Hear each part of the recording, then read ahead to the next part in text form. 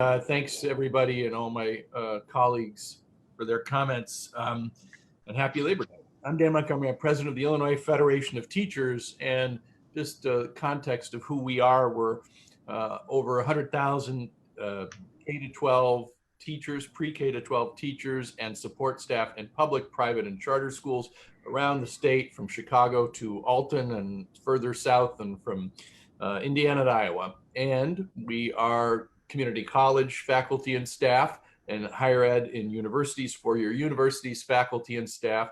And we have a few thousand public employees under every constitutional officer and a lot of retirees.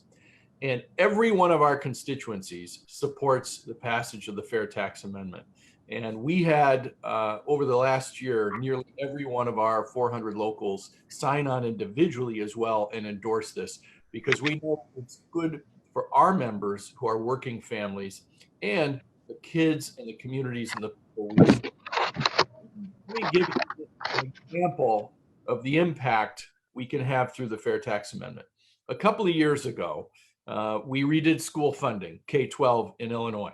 Illinois was the most inequitable state in the union in terms of state funding for schools, And as a result, because the state has not been coming through with funding for schools, property taxes have gone up and up and up to fill that gap. What do we have? And our members in East St. Louis and the folks who live in East St. Louis pay a higher tax rate than in New Trier Township. And yet, when you go to East St. Louis schools, they do not have books and up to date. Their libraries are not staffed. We are cheating those children. So this is not just an economic issue, it's a moral issue. We are cheating our children. With the Fair Tax Amendment and the tax rates that have been laid out, as people have talked about, we will produce, we think, around $3 billion new revenue in Illinois. Now, we are about $3 to $4 billion off of full funding for K-12.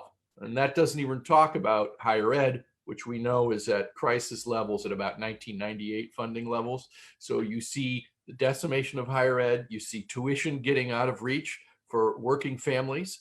As Bill said, our members, they reach into their own pocketbooks to pay for school supplies, and then they're paying healthcare tabs. They're trying to send their own children to college and university, and it's not doable. And it's not fair because the wealthy have been given a pass for decades now.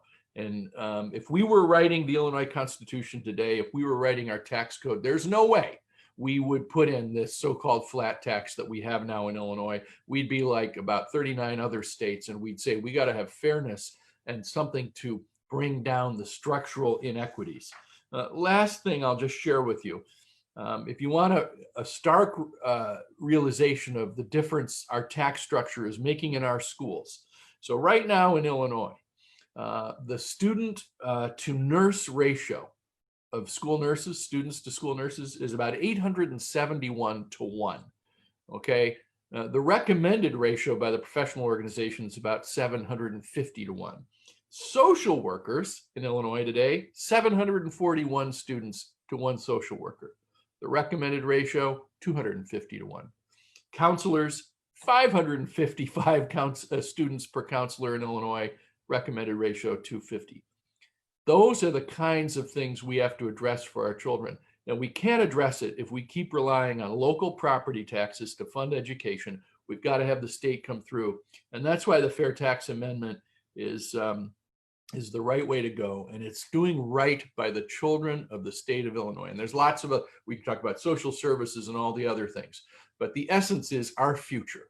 And if this state is going to grow and thrive, and we're going to offer a promising future to our children, we have got to pass the Fair Tax Amendment. Thank you.